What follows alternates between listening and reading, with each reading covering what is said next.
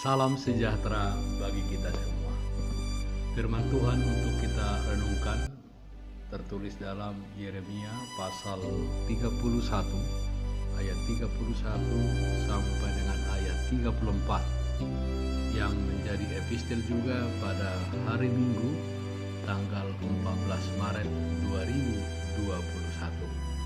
2021. Evangeliumnya tertulis dalam Efesus pasal 2 ayat 1 sampai dengan ayat 10. Demikian firman Tuhan dalam Yeremia 31 ayat 31 sampai 34. Sesungguhnya akan datang waktunya, demikianlah firman Tuhan. Aku akan mengadakan perjanjian baru dengan kaum Israel dan kaum Yehuda, bukan seperti perjanjian yang telah kuadakan dengan nenek moyang mereka pada waktu aku memegang tangan mereka untuk membawa mereka keluar dari tanah Mesir. Perjanjianku itu telah mereka ingkari, meskipun aku menjadi Tuhan yang berkuasa atas mereka. Demikianlah firman Tuhan. Tetapi beginilah perjanjian yang akan kuadakan dengan kaum Israel sesudah waktu itu. Demikianlah firman Tuhan.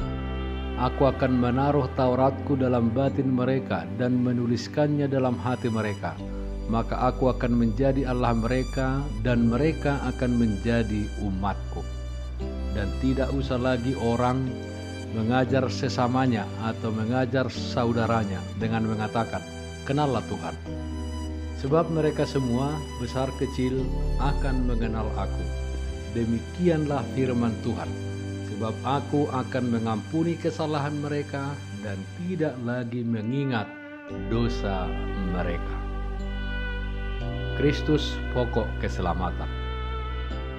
Saudaraku yang terkasih, ketika sebuah perjanjian dilanggar atau tidak ditaati oleh sepihak yang berjanji tersebut, jika tidak dapat diselesaikan dengan musyawarah, maka kedua belah pihak akan berperkara di pengadilan untuk menentukan siapa yang dimenangkan dan siapa yang dikalahkan yang akan dilakukan oleh pengadilan tersebut. Dan tentu dalam hal ini diperlukan bukti yang kuat, dan tentunya tidak jarang juga uang yang banyak. Tetapi tidak demikian dengan Allah yang telah memilih Israel atau Yehuda menjadi umatnya. Dalam perjanjian tersebut, Allah hanya menginginkan umat yang taat dan setia kepadanya.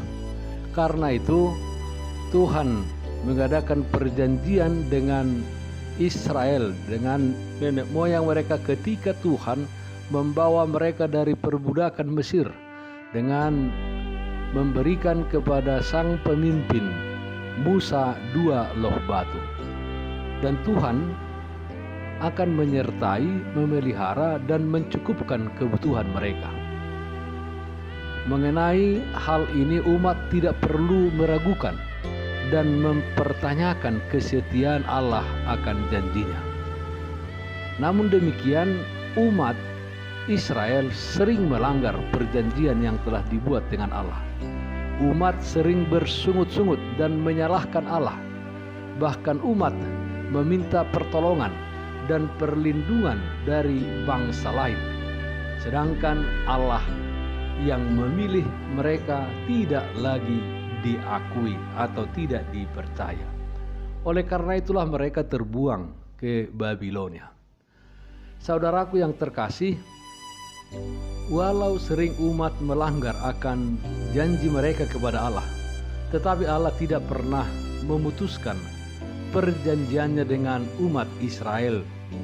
Karena pelanggaran umatnya hanya sesaat lamanya, Allah memalingkan wajahnya kepada mereka.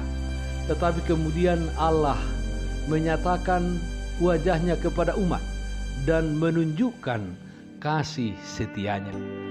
Yesaya 54 ayat 7 sampai ayat 8 mengatakan, "Hanya sesaat lamanya aku meninggalkan engkau, tetapi karena kasih saya yang besar, aku mengambil engkau kembali. Dalam murka yang meluap aku telah menyembunyikan wajahku terhadap engkau sesaat lamanya. tetapi dalam kasih setia abadi, aku telah mengasihani engkau, firman Tuhan penebusmu. Perjanjian Sinai yang sudah dilanggar umat, tetapi Allah sendiri bertindak dan berinisiatif memperbaharui perjanjian yang telah dilanggar umat Israel dengan perjanjian yang baru. Isi perjanjian itu tetap sama, yaitu Allah tetap menjadi Allah bagi umat Israel dan mereka menjadi umat Allah. Pembaharuan yang akan dilakukan Allah adalah perjanjian tersebut bukan lagi dituliskan di loh batu atau yang kita kenal dengan Taurat.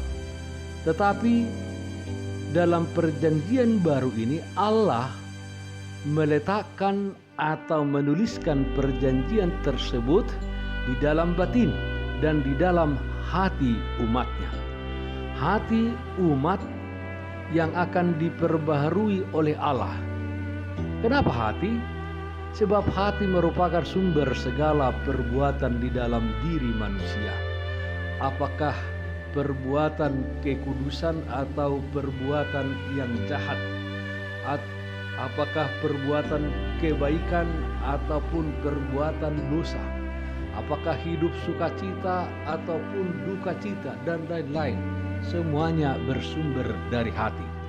Oleh karena itu, jika hati telah dibaharui oleh Allah sendiri, jika hati telah terarah kepada Tuhan, maka akan tercipta suatu umat yang setia dan memiliki hati yang taat akan perjanjian yang baru tersebut.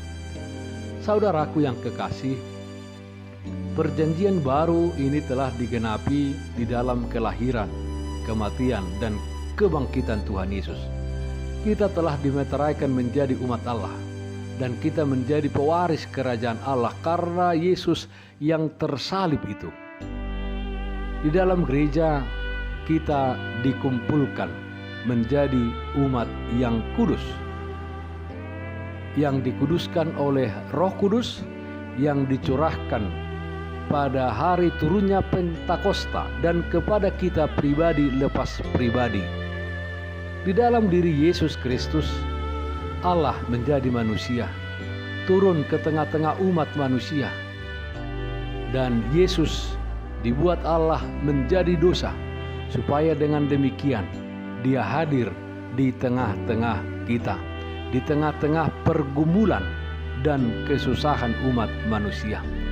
Dan dengan kuasa Roh Kudus kita dikuatkan untuk menjalani kehidupan ini hari lepas hari.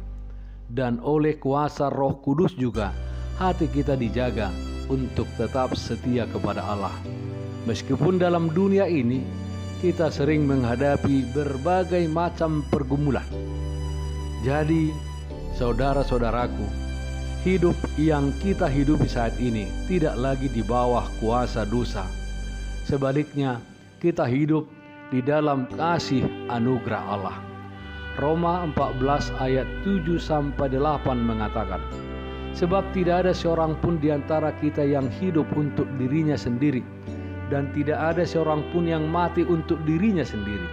Sebab jika kita hidup untuk Tuhan, dan jika kita mati untuk Tuhan. Jadi baik hidup atau mati, kita adalah milik Tuhan. Saudaraku yang terkasih, kita semua telah mengenal Allah di dalam diri anaknya Tuhan Yesus Kristus.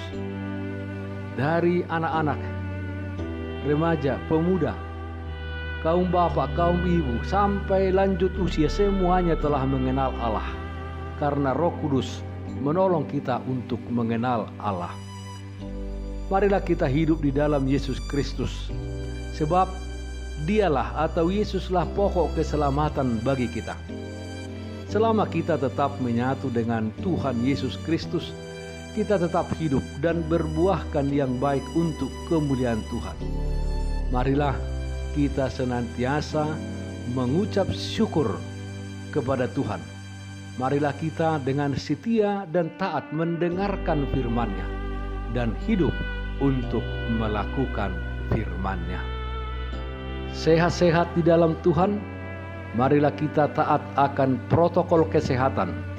Pakai masker, rajin mencuci tangan, pakai sabun dan air yang mengalir. Menjaga jarak dan menghindari kerumunan. Jangan lupa berdoa dan tetap semangat di dalam Tuhan. Marilah kita berdoa.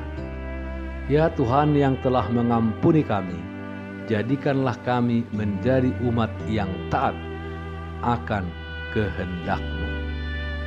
Amin.